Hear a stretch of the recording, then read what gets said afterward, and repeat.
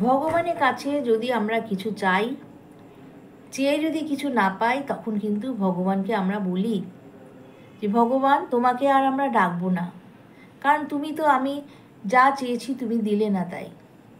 কিন্তু আমরা বুঝতে পারি না ভগবান কিন্তু নানান রূপে আমাদের সুযোগ দেন, আমরা কিন্তু সেই সুযোগ নিই না, এবং তখনই ভগবানের উপর আমরা রাগ করে অনেক কিছু বলি। এটা কিন্তু একদম করা ঠিক নয়। ভগবান নানান রূপে আসে। যাই হোক, এই প্রসঙ্গে নিয়ে একটি গল্প আজকে আমি তোমাদের কাছে শেয়ার করছি। চ্যানেলে যারা নতুন আছো এবং নতুন যারা আমার গল্প শুনছো, গল্পটি শোনার পরে প্লিজ একটি সাবস্ক্রাইব করতে ভুলবে না জানো, এবং লাইক দিয়ে আমার পাশে থেকেও। সবাই নিশ্চয়ই ভালো আছো, আমিও খুব ভালো আছি। একবার এক নাবিক সমুদ্রের মধ্যে জাহাজ করে যাচ্ছে আর এক দেশে।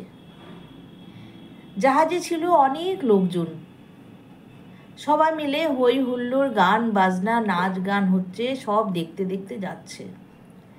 এমন সময় হঠাৎ করে সমুদ্রে ঝড় উঠে এলো।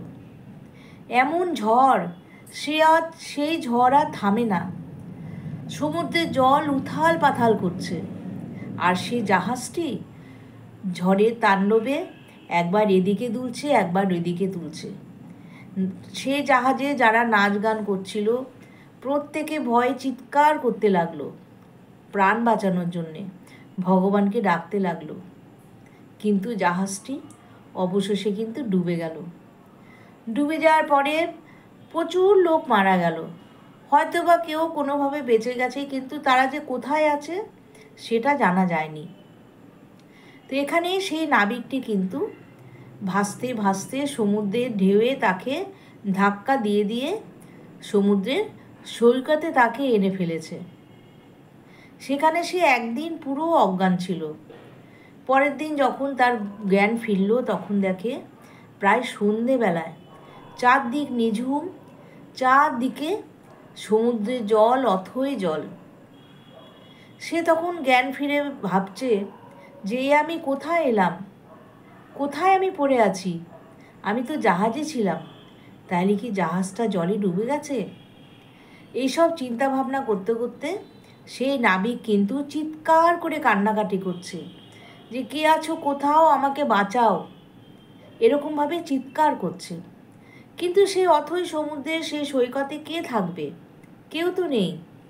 যাই হোক, এইভাবে সেই সারা রাত সারা দিন এভাবে কাটলো। এদিকে সেই নাবিকের তো পেটে প্রচণ্ড খিদে, সে কি করবে? সমুদ্র সৈকতের দিকে আস্তে আস্তে গিয়ে দেখে গভীর এক জঙ্গল, সেখানে নানান ধরনের ফলমূল আছে। কিছু কিছু ফল সে চেনে, কিছু ফল সে চেনে না। যাই হোক, যেটা মুখে কামড়াচ্ছে, দেখছে মিষ্টি লাগছে, সে খেয়ে নিচ্ছে। এইভাবে সে কিন্তু চলছে, আর প্রতিদিন সে সেই সমুদ্র সৈকতের সামনে বসে থেকে চিৎকার করে, কে আছো আমাকে বাঁচাও, কে আছো আমাকে বাঁচাও। কিন্তু কেউ কিন্তু তার কাছে আসে না, কারণ ওই সময় কোনো জাহাজই সেদিকে আসছে না। এই করতে করতে বেশ কয়েকদিন কেটে গেল। সে নাবিক তখন কি করলো, জঙ্গল থেকে ডালপালা এনে সে একটা ছোট্ট বাড়ির মতো বানালো। বানিয়ে সেখানে কোনো রকমের কিছু আগুনের ব্যবস্থা করলো, করে সেখানে সে সমুদ্র থেকে মাছ ধরতো, ধরে সেই মাছ পুড়িয়ে খেত, আর সেই গাছের ফলমূল খেয়ে সে জীবন কাটাতো। কারণ সব কিছু ঠিক আছে, কিন্তু পেট তো মানে না, পেটকে তো সান্ত্বনা দিতেই হবে, খিদের জ্বালায় তো সে অস্থির। এভাবে তার দিন কাটতো। তো একদিন কি হলো, সেই নাবিক ভাবলো যে আমি একটু দূরে হাঁটতে থাকি, হাঁটতে হাঁটতে দেখি কোনো লোকালয় পায় কি না। এই বলে সে নাবিক কী করলো, সেই ঘর থেকে বেরিয়ে হাঁটতে হাঁটতে হাঁটতে প্রায় অনেকটা পথ চলে গেছে, কিন্তু কোথাও কোনো লোকালয় পেলে না। সে ভাবলো থাক, আবার পরের দিন আমি চেষ্টা করব। এই বলে সে আবার ফিরে আসলো তার বাড়ির সামনে। বাড়ির সামনে ফিরে আসতে সে দূর থেকে দেখলো তার বাড়িটা দাউ দাউ করে জ্বলছে, আর ধোঁয়া, কালো ধোঁয়া উঠছে। এই দেখে সেই নাবিক ভীষণ ভয় পেয়ে গেল। সে দৌড়াতে দৌড়াতে তার বাড়ির সামনে এলো, এসে দেখে তার বাড়িটা কিন্তু পুড়ে ছারখার হয়ে গেছে। সে তখন আর কি করে, দেখলো তার ঘরের ভিতর এক টুকরো আগুনের হোলকা থেকে তার বাড়িতে কিন্তু আগুন ধরে গেছে। সে তখন অসহায়, সে তখন কি করবে কিছুই ভেবে উঠতে পারছে না। সেই সমুদ্র সৈকতে বসে সে হাউমাউ করে কান্নাকাটি করছে আর ভগবানকে বলছে যে, ভগবান তুমি তো আমাকে বাঁচিয়েছিলে তখন, তার জন্যে তোমার কাছে আমি অনেক কৃতজ্ঞ।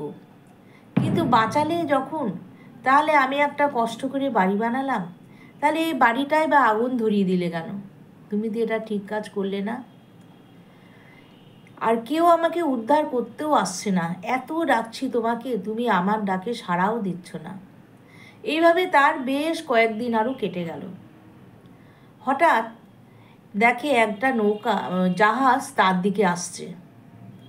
আস্তে আস্তে সেই নাবিকের কাছে এসে সেই জাহাজটি থামল। থামার পরে সেই জাহাজ থেকে তারা কিছু লোক নেমে এসে সেই নাবিকের কাছে এলো। সেই নাবিককে বলল যে, তুমি এখানে বসে আছো, দূর থেকে দেখছি, আর দূরের থেকে একটা ধোঁয়া দেখতে পাচ্ছি। সেই ধোঁয়া থেকে কিন্তু আমরা আন্দাজ করে তোমার এখানে এলাম। তখন সেই নাবিক একটু প্রাণে জল পেল। সে তখন তার সমস্ত ঘটনা বলল।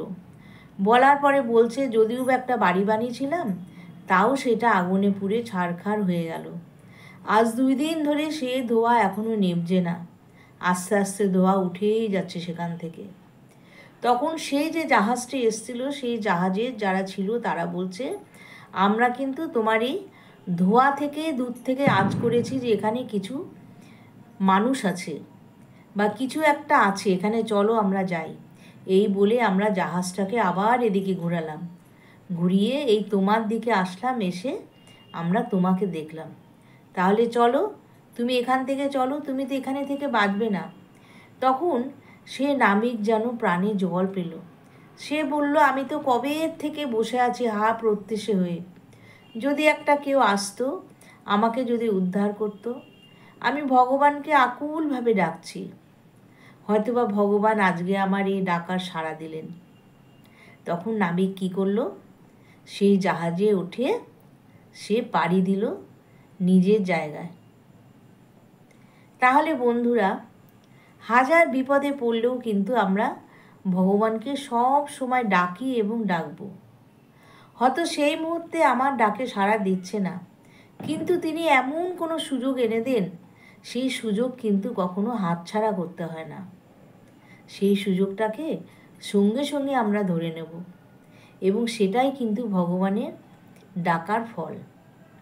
আজকে যদি সেই জাহাজ, সে তার বাড়িটা না পুড়তো, যদি সেই ধোঁয়া না উঠতো, তাহলে কিন্তু সেই জাহাজটি কিন্তু দূর থেকে তার এই ধোঁয়া দেখে আসতো না, যার ফলে সে বাড়িটায় আগুন লেগেছে এবং ধোঁয়া উঠছে, এবং নাবিকটা কিন্তু সেখান থেকে উদ্ধারও পেল। তাই বিপদে হারালে ভগবানকে ডাকলেও কিন্তু যদি সঙ্গে সঙ্গে সাড়া না পায়, আমরা কেউই ধৈর্যচ্যুত হব না। ভগবান ঠিক সাড়া দেবেন, এবং যখনই সুযোগ আসবে আমরা সেই সুযোগটাকে নিয়ে নেব।